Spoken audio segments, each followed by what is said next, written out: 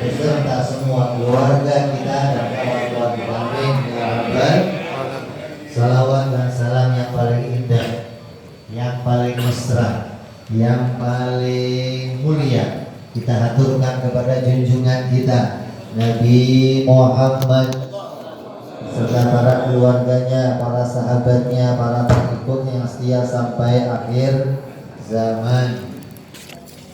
Yang sama-sama kita muliakan para habaib anak cucu Rasulullah Sallallahu Alaihi Wasallam yang malam ini berkumpul di masjid yang mulia ini.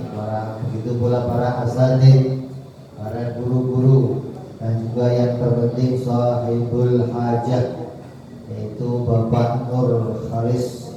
Mudah-mudahan semuanya diberikan kesehatan oleh Allah, diberikan keberkahan oleh Allah, dan kita semua mendapatkan manfaatnya, amin ya rabbal alamin.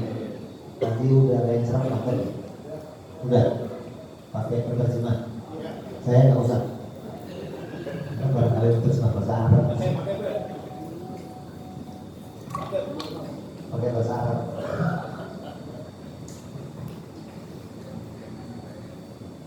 Ya, jadi malam ini kita menambahkan sedikit atas apa yang tadi sudah disampaikan oleh guru-guru kita. Kita malam ini membahas tentang bagaimana kita seharusnya terus-menerus mengadakan acara maulidnya Nabi Muhammad SAW. Ada sebuah cerita yang terjadi pada zaman itu. Ada seorang syibah, seorang syekh, seorang sufi, sekarang orang kiai, abuya, bukan abuya uci, bukan. Seorang abuya sedang berjalan. Dia memperhatikan seorang anak yang menangis. Anak-anak yang lain sedang bermain-main, tapi ada satu anak ini menangis di pojok. Kata si orang tua ini, mungkin dia nggak punya duit untuk beli mainan, mungkin dia nggak punya duit untuk beli sesuatu hingga dia nangis, tidak bisa seperti kawan-kawannya. Maka disamperin sama syekh ini, ditanya, ya fulan, wahai anakku yang kecil, kenapa kau menangis? Apa kamu ingin main-main sama kawan-kawan kamu? Kamu gak senang sana bergembira? Apa jawabnya si anak? Ya Ami, jangan deket-deket saya kamu. Ya Ami, kamu jangan deket-deket saya. Kata si syekh ini, mungkin malu, mungkin dia sedih karena nggak punya sesuatu untuk bermain. Terus kembali syekh itu nanya, ya bulan, ya anakku yang kecil, apa kamu butuh jajan untuk main bersama kawan-kawan? Ya Ami, sudah kukatakan jauh-jauh dariku, aku diciptakan bukan untuk main-main. So, ini omongannya orang gede nih. Ini bukan anak kecil nih. Hah? Anak kecil kok begini ngomongnya? Anak kecil itu yang bagaimana? Orang gede yang bagaimana? Orang gede itu orang yang lebih taat kepada Allah, walaupun usianya masih belasan tahun. Jenggotan masih maksiat, namanya anak kecil. Ini anak kecil, tapi pikirannya dewasa. Syuf, kata dia apa? Aku diciptakan bukan untuk bermain. Syekh ini tanya lagi, ya anakku, ente belajar begitu dari mana? Kamu dapat itu dari mana? Dari Al-Quran. Dari Al-Quran aku belajar itu. Coba, orang tua sebet kelihatan kecil dibandingkan anak kecil yang apa kata Al-Quran? Apa kata Al-Quran? Afa hasibtum annama khalaqnakum abatha wa annakum ilaina la turja'un. Apa kamu kira Allah menciptakan ini sia-sia main-main dan kamu tidak akan kembali kepadaku nanti? Loh. Anak kecil itu menasihati orang tua. Kata si anak itu, udah ya Ami, jauh-jauh dariku, jangan deket-deket sama aku. Kata orang tua itu penasaran, ini anak itu setelah ngomong afa hasibtum annama khalaqnakum abatha wa annakum ilaina turja'un, setelah ngomong itu pingsan dia. Apa Allah, kita kira-kira menurut kita itu Allah sia-sia, Allah main-main bikin ini semua? Apa kita itu tidak akan dituntut kepada Allah, tidak akan ditanya oleh Allah? Setelah ngomong itu si anak pingsan. Kata si Syekh tadi, kubangunkan dia, kutidurkan di pahaku, kuberikan dia kipas hingga dia tersenyum. Setelah dia tersenyum, apa kata Syekh itu? Apa kata Syekh itu? Ya Fulan, kamu masih kecil, kamu belum balik, pena pencatat amal belum menulis kamu. Kata Rasulullah, pena pencatat amal diangkat oleh Allah dalam 3 perkara. Di antaranya anak yang belum balik sampai dia balik, dia nggak dicatat salahnya. Ya Fulan, Allah belum mencatat dosamu. Kenapa engkau begitu takut kepada Allah hingga engkau pingsan seperti tadi? Apa jawabnya? Ya Ami, aku melihat ibuku membakar kayu bakar yang besar-besar, tapi nggak bisa terbakar. Begitu dia ambil kayu yang kecil, dinyalakan, maka semua yang besar terbakar. Kayu yang besar-besar dibakar nggak mempan. Begitu pakai kayu yang kecil, pakai api kecil, yang gede terbakar. Aku takut ya Ami, kalau aku ini nanti besar, aku akan dibakar di api neraka oleh Allah. Setelah ngomong begitu, Syekh tadi pingsan. Ini orang-orang dulu ini.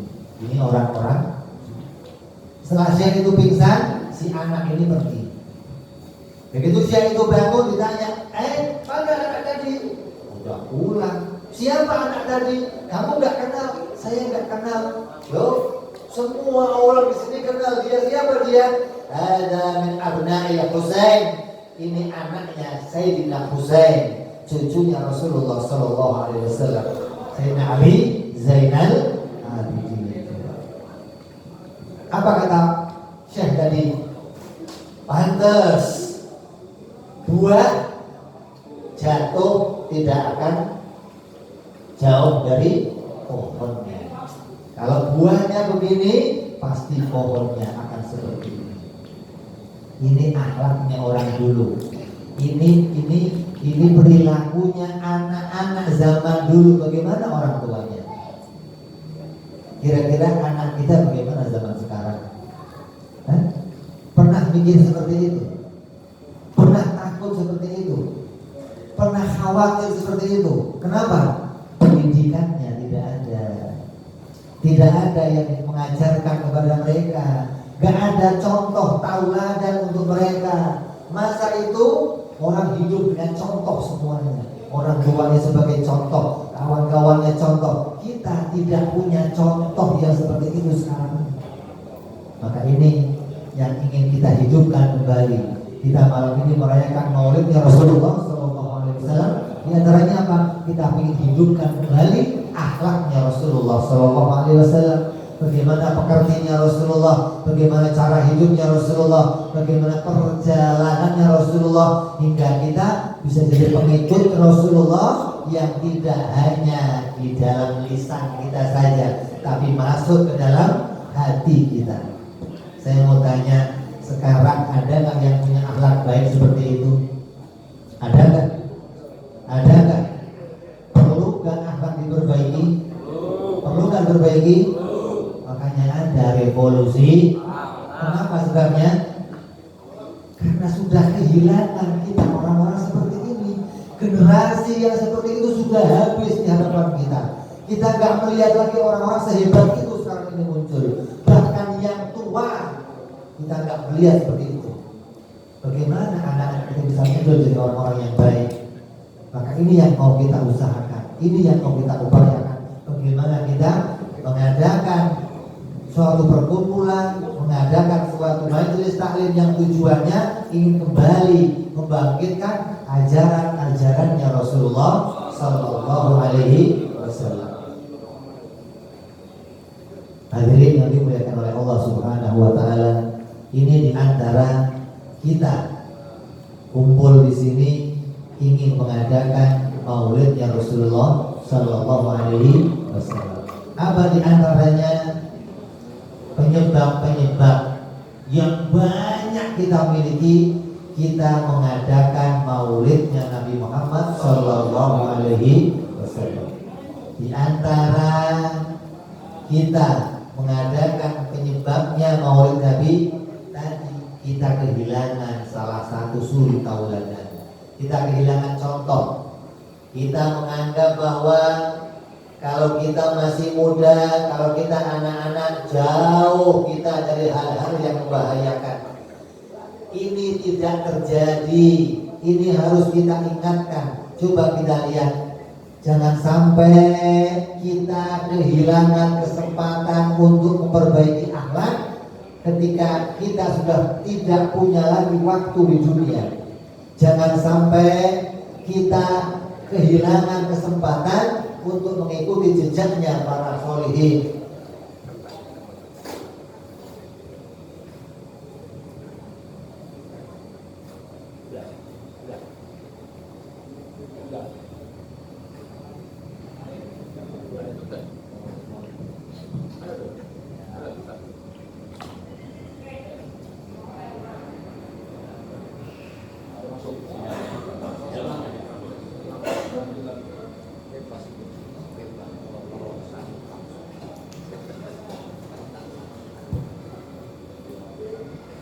Ya, jadi kita mengadakan ini, yang pertama, jangan berpikir bahwa kematian hanya miliknya orang tua. Kita sekarang bisa kontrol, kita sekarang bisa cek ke rumah sakit. Saya mau tanya, di rumah sakit ada anak-anak yang sakit kan? Ada anak muda yang sakit kan? Ada orang tua yang sakit?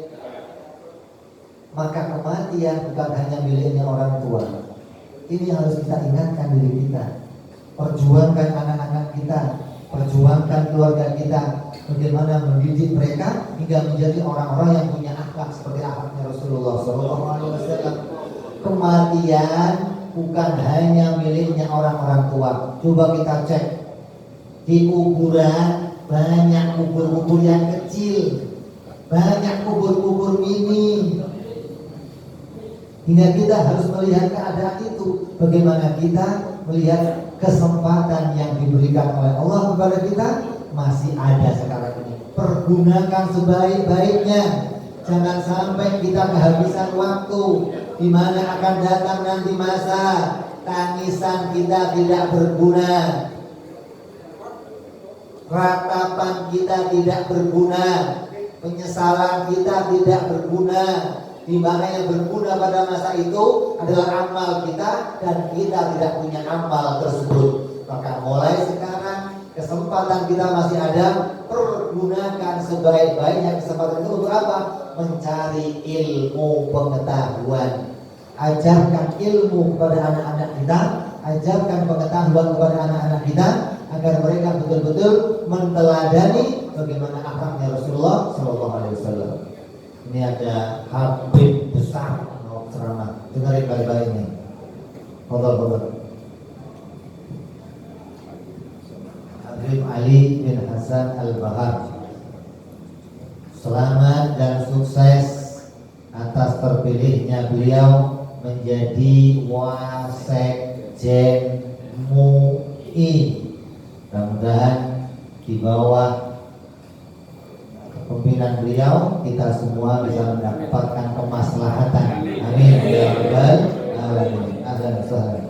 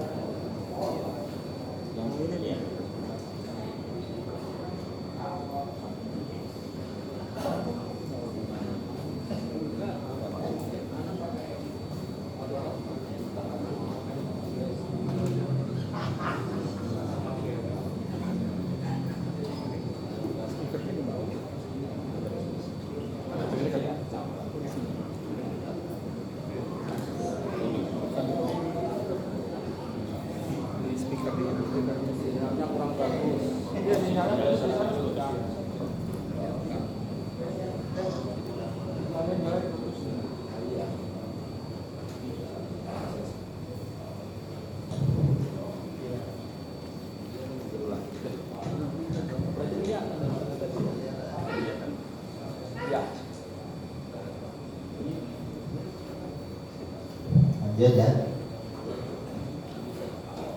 Jadi kita pentingkan pada acara Maulid Nabi Muhammad SAW ini, bagaimana kita melihat cerminan orang-orang yang mulia, yang terdahulu, yang menjadi pendahulu kita, yang sekarang ini bahkan orangnya, bayangannya saja kita sudah nggak pernah lihat. Sudah habis orang-orang seperti itu, sudah habis. Kalaupun kita berjumpa dengan orang-orang seperti ini, mungkin di antara 1 juta orang tinggal 1 orang. Orang-orang yang betul-betul punya rasa takut kepada Allah Subhanahu wa Ta'ala, betul-betul punya kecintaan kepada Allah, betul-betul ma'rifat, mengenal Allah sebagai Tuhan, dan betul-betul tahu di dunia ini kita diciptakan bukan untuk main-main. Di dunia kita diciptakan bukan untuk hanya jalan-jalan melihat ke sono kemari, bukan. Kita diciptakan di dunia untuk apa? Inna khalaqnal jinna wal insa illa Sayyidina Yahya alaihi salam, Nabiullah Yahya ketika usia 10 tahun juga demikian. Ketika diajak kawan-kawannya untuk main, Yahya, ayo kita main keluar. Apa kata Yahya? Aku diciptakan bukan untuk main-main. Ini orang-orang yang seperti ini, orang-orang yang harus kita lihat apa yang mereka lakukan, apa perilaku mereka, apa yang mereka di pendidikan, apa yang mereka peroleh dari orang tua mereka. Kita nggak lagi melihat keadaan yang seperti itu di zaman kita sekarang ini. Mereka katakan, aku diciptakan bukan untuk main. Nanti pulang di rumah bikin tulisan, tulisan untuk tempel kamarnya anak kita, tempelkan kamar kita, tempelkan tempat kerja kita. Tulis yang besar, aku diciptakan bukan untuk main-main, tapi aku diciptakan untuk ibadah kepada Allah Subhanahu wa taala. Setiap lihat itu akan terpikir, setiap lihat itu akan teringat, setiap lihat itu akan sadar hatinya bahwa di dunia ini kita bukan hanya untuk main-main. Seperti halnya apa kalau kita sudah diciptakan oleh Allah untuk ibadah, apa kita nggak bisa ngerjain yang lain, Bim? Boleh. Seperti halnya HP. HP diciptakan itu untuk apa? Untuk komunikasi. Ya. Apalagi HP dulu, telepon dulu cuma bisanya kering, putar, tutup, kering, nggak bisa yang lain. Kalau HP sekarang, masih bisa macam-macam. Ya, bisa nyetel musik, bisa apa lagi? Video, bisa apa lagi? Segala macam yang kamu inginkan bisa kamu peroleh dari HP. Tapi HP yang kalau HP itu ada orang telepon, kemudian HP-nya nggak bisa nyambung, di telepon nggak bisa nyambung, buat SMS, buat nyetel musik, buat dengerin video bisa semua. Tapi kalau di telepon nggak bisa, maka kira-kira HP yang begitu di luaran dijual laku nggak? Laku nggak di luaran? Nggak laku. Karena tujuan utamanya HP itu untuk telepon, untuk komunikasi. Ketika nggak bisa komunikasi sama orang, maka HP dianggap HP yang nggak laku, HP jelek, HP rusak. Betul. Sama dengan kita. Allah menciptakan kita di dunia ini, hikmahnya kita ini bisa beribadah kepada Allah Subhanahu wa taala. Apa kalau kita sudah diperintah oleh Allah ibadah, kita nggak bisa ngerjain yang lain? Bisa. Seperti HP tadi, bisa yang lain, bisa untuk video, bisa untuk nelpon, bisa untuk nonton musik, bisa untuk yang macam-macam. Kita bisa begitu, bisa pergi ke mall, bisa nongkrong sono, nongkrong sini, bisa ngelakuin ibadah, bisa ngerjain yang macam-macam. Tapi utamanya kita diciptakan adalah untuk ibadah kepada Allah Subhanahu wa taala.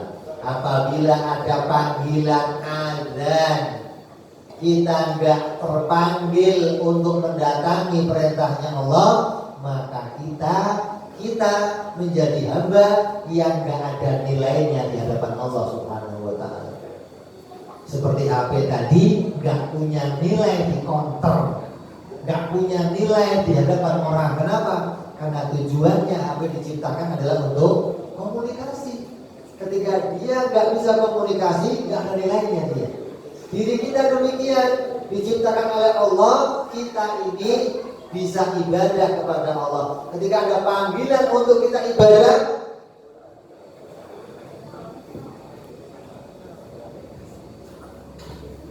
kita nggak menghadirinya, maka kita nggak punya nilai di hadapan Allah Subhanahu wa taala. Bukan kita nggak boleh macam-macam, bukan silakan. Tapi ketika ada panggilan, kita datang kepada Allah. Coba buktikan. Kalau kamu lagi nonton video pakai HP, terus ada orang telepon, yang terjadi apa? Yang terjadi apa? Putus videonya, ganti apa? Ganti panggilan yang masuk. Kalau kamu lagi nonton video, orang telepon gak masuk-masuk, HP-nya apa itu? Soak. Masuk ke mana itu? Soak. Ya. Kamu boleh ngapain? Nonton TV boleh, kamu nongkrong boleh, kamu ke mall boleh. Ketika panggilan Allah datang, kamu masih diem saja, maka kamu gak punya nilai di hadapan Allah Subhanahu wa taala. Ini yang mau kita ingat. Maka mumpung masih punya kesempatan, maka masih kita punya waktu, belum datang akhir kehidupan kita, maka pergunakan waktu itu sebaik-baiknya untuk apa? Menuntut ilmu pengetahuan. Mudah-mudahan sudah nyambung kembali, mudah-mudahan ini bisa langsung komunikasi dengan beliau. Ada masalah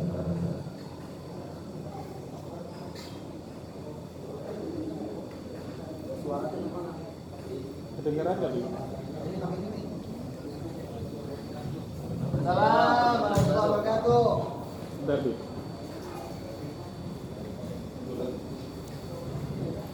Mungkin coba suara lagi deh.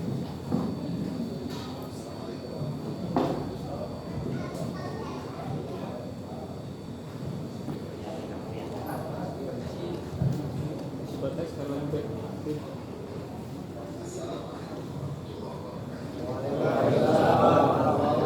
Halo, ahlan wa sahlan.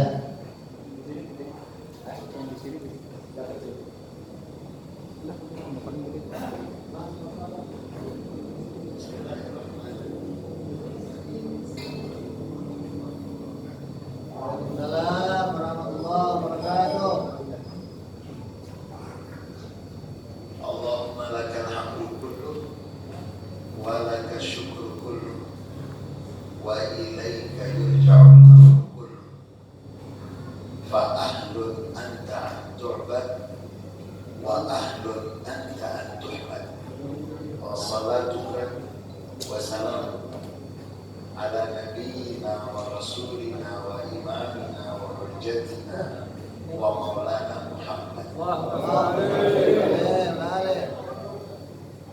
وعلى آله الطيبين الطاهرين وأصحابه الغر الميامين وتابعين ومن تبعهم بإحسان كلما تقربت الأيام والليالي تتجدد. Puja dan puji syukur senantiasa kita haturkan kepada Allah Subhanahu wa taala. Shalawat dan salam untuk Nabi Muhammad sallallahu alaihi wasallam, untuk keluarga beliau, para sahabat beliau, dan seluruh pengikut beliau yang setia sampai akhir masa. Yang sungguh kami cintai dan kami muliakan guru kami Kiai Haji Asmawi Mata'anallah Biduli Hayati. Mudah-mudahan saya dan kita semua mendapatkan keberkahan beliau yang berlimpah, yang kami cintai dan kami muliakan, dan kami mengharapkan keberkahannya. Guru kami Ustaz Haji Latunso Mata'anallah Biduli Hayati, yang sungguh kami cintai, kami muliakan. Guru kami, guru kita semua Habib Abdullah bin Muhsin Al-Attas Mata'anallah Biduli Hayati, yang kami muliakan, kami mengharapkan keberkahannya. Guru kita, guru kami semua Habib Quraisy bin Syahab Mata'anallah Biduli Hayati, dan seluruh para ahli ulama, para asatidz, para kiai, tidak lupa putra mahkota Ustaz Amin, putra mahkota ya? Oh iya. Putra mahkota Waliul Ahad Ustaz Amin Mata'anallah Biduli Hayati. Amin. Seluruh keluarga besar masjid Miftahus Salam. Masjid Miftahus Salam. Miftahus Salam. Mudah-mudahan ini adalah miftah lissalam, kunci untuk mendapatkan keselamatan. Kalau tadi Habib Quraisy sudah mengingatkan kepada kita, jangan sampai kita hidup bingung mau ngapain. Zaman sekarang ini katanya zaman modern, orang bingung lebih banyak dari zaman dahulu. Dan yang lucu lagi, kalau ada orang yang mengaku muslim terus dia bingung. Jadi awal-awal ada yang disebut dengan kasus corona. Ada saudara-saudara kita umat Islam yang tidak bisa membedakan mana hukum akli, mana hukum syar'i, maka hukum adli. Mereka mengatakan tidak mungkin akan terkena corona kalau begitu, tidak mungkin, mustahil. Karena tidak paham dan tidak bisa membedakan mana hukum akli, mana hukum syar'i, mana hukum adli, sehingga mereka begitu yang mengatakan kalau begitu akan kena corona, terlepas dari percaya dengan adanya corona itu, tidak ada masalah. Yang percaya nggak percaya tidak ada masalah. Tetapi kalau dikatakan bahwa yang sudah begitu tidak akan terkena penyakit, itu tidak ada hubungannya dengan akidah. Itu namanya fi'lu kulli mungkinin atau tarku. Berapa banyak sahabat Nabi yang sakit? Berapa banyak sahabat Nabi radhiyallahu anhum wa'ardhahum yang mengalami masa-masa sulit? Berapa banyak sahabat-sahabat Nabi radhiyallahu anhum wa'ardhahum dan bahkan Rasulullah sallallahu alaihi wasallam yang malam hari ini kita memperingati maulid beliau, beliau juga terjadi pada beliau al-a'radul basyariyah, terjadi pada beliau hal-hal yang normal manusiawi, tidak usah dibuat menjadi masalah. Jadi lagi-lagi masalah yang terbesar itu adalah minal jahl, dari kebodohan apa yang dilakukan oleh Kiai Asmawi Mata'allah Bidul Hayat, putra mahkota beliau Ustaz Amin, kemudian kami murid-murid beliau Habib Quraisy dan seluruh keluarga besar Nurul Tauhid Al-Asy'ariyah Al-Maturidiyah ingin mengajak manusia melihat sesuatu dengan sebenarnya. Jangan salah lihat. Melihat sesuatu dengan sebenarnya, jangan salah lihat.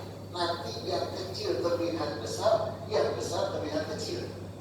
Sehingga para ulama Ahlus Sunnah wal Jamaah yang sudah merumuskan menjadi aqaidul khamsin dan merumuskan hukum akli, hukum adi, hukum syar'i, semua itu bersumber dari Nabi Muhammad SAW.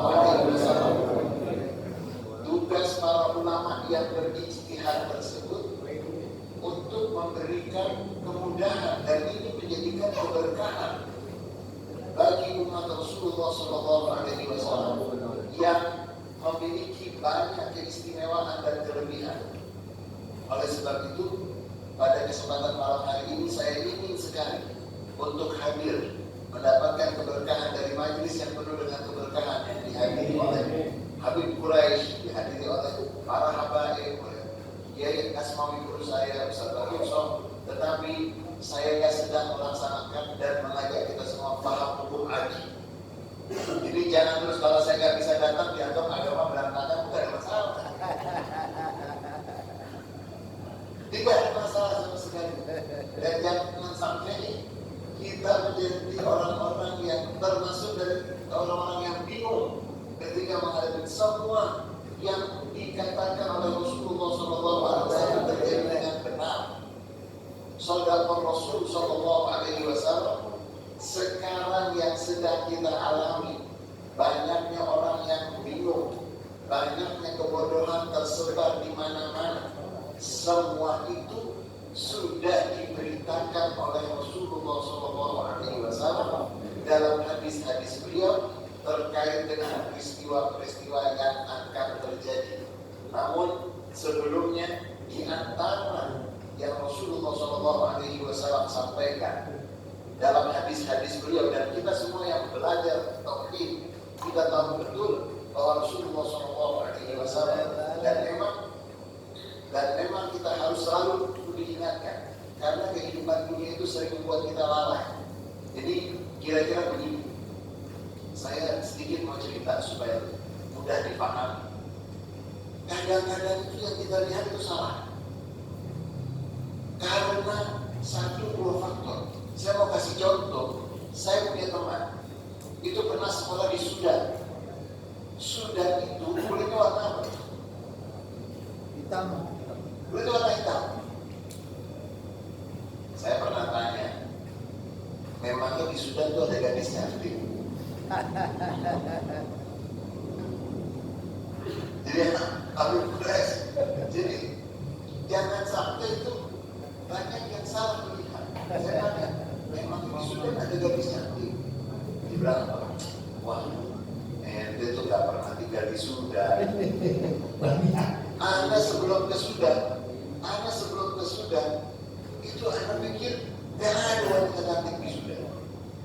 Tapi minggu pertama benar gak ada yang cantik. Minggu kedua, minggu ketiga, mulai kelihatan yang